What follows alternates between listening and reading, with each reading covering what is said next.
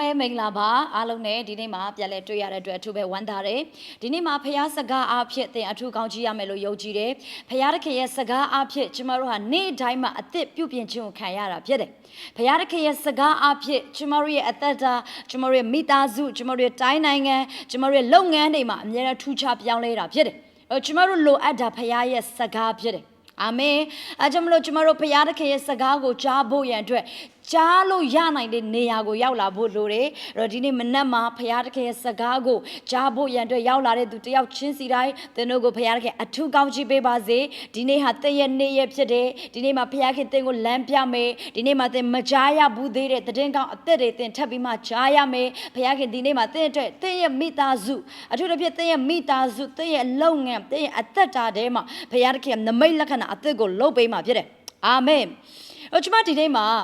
ဖခင်သခင်ကကျမတို့ကိုလောကမှာထားတာရည်ရွယ်ချက်ရှိပါတယ်ကျမတို့အားလုံးမှာ mission ရှိတယ်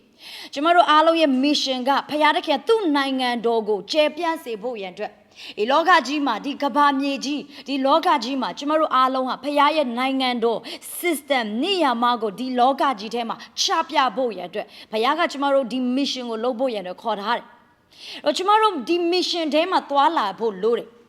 ယေရှုက तू ဘယ်ကနေလာတယ်လဲ तू ဘသူလဲ तू ဘယ်ကိုဆက်သွားရမလဲဆိုရအောင် तू ကောင်းကောင်းသိတယ်ဟာလေလုယာအာမင်ဒီနေ့မှာယေရှုကတပည့်တော်တွေကိုဒီလိုစကားပြောတယ်လုကာခန်းကြီး4အငယ်42ကနေကျွန်မနဲ့တူဖတ်စေခြင်းနဲ့မိုးလင်းသောအခါတောအရက်သို့ထွက်ကြွတော်မူ၍လူများတို့သည်ကိုရောကိုရှာကြ၏အထံတော်သို့ရောက်လင်မိမိတို့နေရာမှထွက်ကြွတော်မမူမီအကြောင်းစီတာကြ၏ကိုရောကလည်းဖျားသခင်၏နိုင်ငံတော်နှင့်ရှင်သောဧဝံဂေလိတရားကိုအခြားသောမြို့ရွာတို့၌ငါဟောပြောရမည်ထိုသောအလုံးငါကိုစေလွှတ်လျက်ရှိသည်ဟုမိန့်တော်မူ၍ဂါလိလဲပြည်မှတရားစရက်တို့၌တရားဟောပြောလဲနေတော်မူ၏ဒီမှာသူ့ကိုတနေ့မှာလူတွေကဘာပြောလဲဆိုကိုရောတွေဒီနေရာကနေမသွားပါနဲ့တော့ဒီနေရာမှာပဲနေပေးပါဆိုပြီးမှလူတွေကယေရှုလာပြီးမှစီတာကြတယ်အဲ့ခါမှာယေရှုဘာပြောလဲဆိုကိုရောကလည်းဘုရားသခင်၏နိုင်ငံတော်နဲ့ရှင်သောဧဝံဂေလိတရားကိုအခြားသောမြို့ရွာတို့၌ငါဟောပြောရမယ်ဒါဒီစကားကယေရှုကလူတွေကိုပြန်ပြီးတုံ့ပြန်တဲ့စကားဖြစ်တယ်သူအနီးနားမှာရှိတဲ့လူတွေသူ့ကိုလာပြီးစီးတားတဲ့သူတွေကိုယေရှုပြန်ပြီးပြောတဲ့စကားဖြစ်တယ်ဖျားသခင်ဤနိုင်ငံတော်နဲ့ရှင်တဲ့ဧဝံဂေလိတည်င်းစကားကိုငါအခြားသောမြို့ရွာတို့၌ဟောပြောရအောင်မယ်အဲ့တို့ကြောင့်မလို့ငါဒီမှာပဲအခြေချလို့မရဘူးအဲ့တို့ကြောင့်မလို့ငါဒီနေရာမှာပဲအဆုံးသတ်လို့မရဘူးအဲ့တို့ကြောင့်မလို့ငါရဲ့ယူပါယုံကဒီနေရာမှာပဲမဟုတ်ဘူးဆိုတဲ့အရာကိုသူဟာလူတွေကိုပြန်ပြီးမှရှင်းပြနေတာဖြစ်တယ်တင်တိလာတဲ့ရဲ့ mission ကနေရာတကာသွားဖို့ရန်အတွက်ဖြစ်တယ်တဲ့ရဲ့ mission ကလူမျိုးတကာကိုထိတွေ့ဖို့ရန်အတွက်ဖြစ်တယ်ဟာလေလုယာဒီယာကိုယေရှုကကုန်းကုန်းကကျမတို့ကိုပြသတယ်ငါသည်အခြားသောမြို့ရွာတို့၌လည်းသွားရအောင်မယ်တဘောယေရှုတောင်မှာအခြားသောမြို့ရွာတို့ကိုသွားပြီးမှဖျားသခင်ရဲ့နိုင်ငံတော်နဲ့ရှင်တဲ့ဧဝံဂေလိသတင်းစကားကိုဝင်ငါဟောပြောတယ်ဆိုရင်သင်နဲ့ကျမကဖျားသခင်ကျမတို့ကိုဒီထားတဲ့ mission အတွက်ကျမတို့အသက်ရှင်ရမယ်အာမင်ဘုရားခင်သင်ကိုဒီလောကမှာဒီ mission လုပ်ဖို့ရန်အတွက်ခေါ်ထားတယ်အားစမကျွန်တော်ကဘုရားတန်မကြဘူးကျွန်တော်ဘယ်လိုမျိုးဒီ mission အတွက်အလုပ်လုပ်မလဲကျွန်တော်ဒီ mission အတွက်လည်းခေါ်ခြင်းမခံစားရဘူးညီကောင်မတို့ကျမတို့ဟာလာခေါ်ခြင်းခံစားရမှဘုရားအတန်ကြားမှလုပ်တော့မယ်ဆိုရင်တော့အဲ့ဒါအချိန်နောက်ကျပြီဖြစ်တယ်ဘုရားသခင်ကကျမတို့အားလုံးကိုကျမ်းစာကတည်းကပြောတယ်တမန်တော်ခန်းကြီး1အငယ်8ထဲမှာဘုရားသခင်ရဲ့ဝိညာဉ်တော်တကိုးကိုခံရတဲ့အခါမှာတဲ့ယေရုရှလင်ကနေစရမယ်စတဲ့နေရာကတော့ယေရုရှလင်ဖြစ်ရမယ်စတဲ့နေရာကတော့သင်ရဲ့မြို့ရွာကနေဖြစ်ရမယ်သင်ရဲ့နေရင်အရက်ကနေဖြစ်ရမယ်သင်ရဲ့ဒီအတိုင်းဝိုင်းတွေကနေဖြစ်ရမယ်သင်ရဲ့မိသားစုတွေကနေဖြစ်ရမယ်အဲ့ဒါကနေယေရှုကမပြီးသွားဘူးအဲ့ဒီကနေတဆင့်ပြီးတဆင့်တစ်မြို့ပြီးတစ်မြို့မြေကြီးစွန်းတိုင်အောင်ငါဤတတ်သိဖြစ်ရလိမ့်မည်ဟာလေလုယာသင်တရှင်တော်ဝိညာဉ်တော်ကိုခေါ်ဖိတ်လက်ခံထားတဲ့လူတိုင်းကိုဘုရားသခင်ဒီ mission ကိုပေးတယ်မြေကြီးစွန်းတိုင်အောင်ငါဤသက်သေဖြစ်ရလိမ့်မယ်အဲ့ဒါကြောင့်မလို့ယေရှုကလည်းဘာလို့လဲဘုရားသခင်နိုင်ငံတော်နဲ့ရှင်တဲ့ဧဝံဂေလိသတင်းစကားကိုငါသည်အခြားသောမြို့ရွာတို့၌ဟောပြောရအောင်မယ်ထို့သောအလုံးငါကိုစေလွတ်တော်မူသည်ကြည့်ယေရှုကသူ့ mission ကိုသူသိတယ်အဲ့ဒါကြောင့်မလို့ငါဒီနေရာကိုရောက်နေတာဒီဘာကြောင့်မလို့ဒီနေရာမှာရှိနေတာလဲသင်ဘာကြောင့်မလို့ဒီမြို့မှာရှိနေတာလဲသင်ဘာကြောင့်မလို့ဒီလူမျိုးထဲမှာရှိနေတာလဲသင်ဘာကြောင့်မလို့ဒီအသင်းတော်မှာရှိနေတာလဲသင်ဘာကြောင့်မလို့ဒီမြို့ကိုရောက်နေတာလဲ တဘောကဖယားတကယ်တင့်ကိုအဲ့ဒီနေရာမှာ mission လုပ်စေခြင်းတယ်အဲ့ဒီနေရာမှာဖယားတကယ်တင့်ကိုအေဝံဂေလိဟောစေခြင်းတယ်အဲ့ဒီနေရာကနေစပြီးမှတင်လို့ရမယ်အဲ့ဒီကနေမြေကြီးစွန်းတိုင်အောင်ငါဤတက်တယ်ဖြစ်ရလိမ့်မယ်အဲ့တော့ကျွန်တော်တို့အားလုံးမှာ mission ရှိတယ်အဲ့ဒါသိထားပါတင်မှာ mission ရှိတယ် hallelujah hallelujah တည်င်းကောင်းကတင်လို့ရမယ် mission ရှိတယ်အဲ့တော့ mission complete ဖြစ်ဖို့ရန်အတွက် mission ပြီးမြောက်ဖို့ရန်အတွက်အောင်မြင်ဖို့ရန်အတွက်လှုပ်ဆောင်ဖို့ရန်အတွက်ဘာလို့အပ်လဲဆိုရင်နံပါတ်1လှုပ်ဆောင်ဖို့ရန်အတွက်သင်ဘယ်ကနေလာလဲသင်သိရယေရှုကသူလိုပြောတယ် तू ကသူ့ကိုသူပြောငါဘယ်ကနေလာတယ်လဲသိတယ်ငါဘာတူလဲဆိုတာသိတယ်ငါဘယ်ကိုဆက်သွားမလဲဆိုတာသိတယ်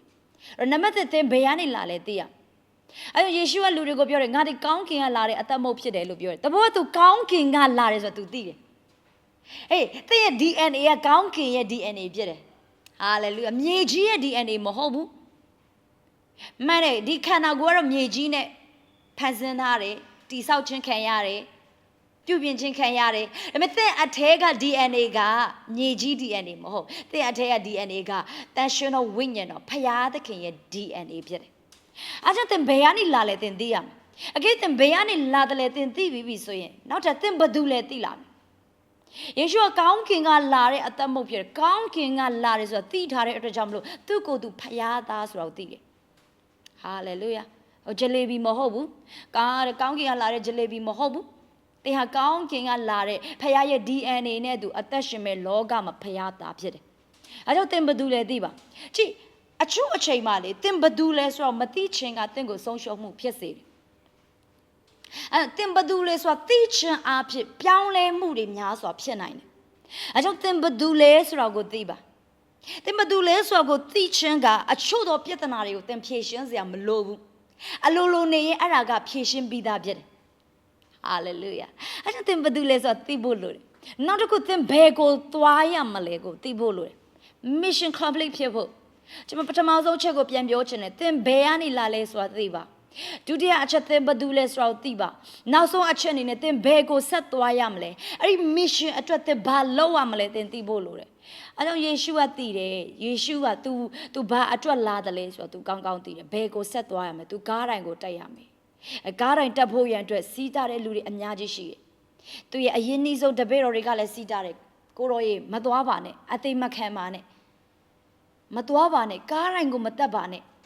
တပည့်တော်တွေကတော့မှစီးတာတယ်ဒါပေမဲ့ယေရှုသိတယ် तू လောက်ရမယ့် mission ကိုအောင်မြင်အောင်ယေရှုလုပ်ခဲ့တယ်ဒီနေ့ဖခင်ခင်သင်ကိုအန်ဒါတဲ့ mission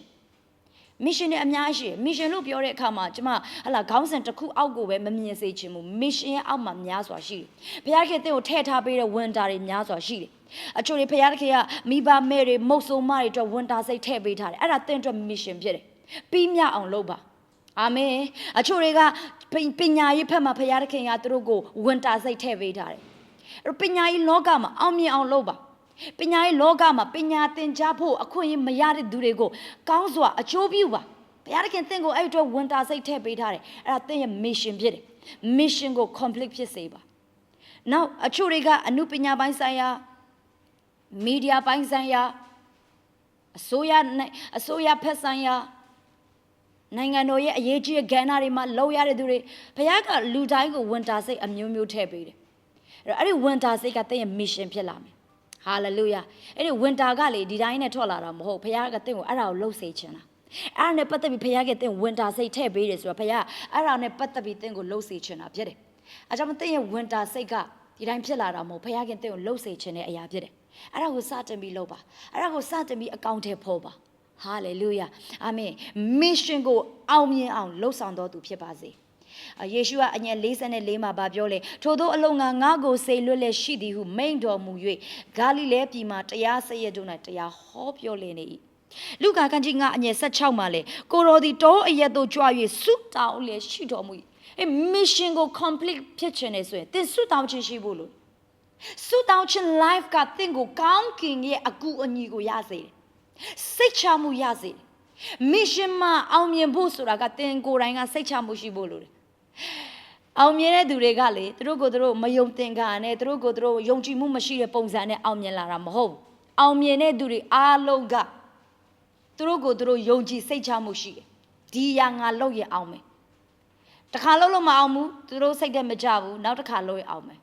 အခါတရပြန်လှုပ်ရလေသူတို့ယုံကြည်နေသေးပဲငါတနေ့ကျရင်အောင်မြင်မယ်ငါတနေ့ကျရင်ကြွယ်ဝတဲ့သူဖြစ်မယ်ငါတနေ့ကျရင်လူတွေများစွာကိုအကျိုးပြုနိုင်တော်သူဖြစ်မယ်စိတ်ချမှုဖြစ်တယ်ယုံကြည်မှုဖြစ်တယ်အဲ့ဒီဘယ်ရရမလဲဆုတောင်းခြင်းဖခင်နဲ့အချိန်ယူခြင်းဖခင်နဲ့မိတ္တာရဖွဲ့ခြင်းပြဿနာကိုဖြေရှင်းဖို့သင်စာအုပ်ထဲကနေလေ့လာပြီးဖြေရှင်းလို့မရပြဿနာကိုဖြေရှင်းဖို့သင်သူများစီအကြံဉာဏ်ယူပြီးဖြေရှင်းရမှာမဟုတ်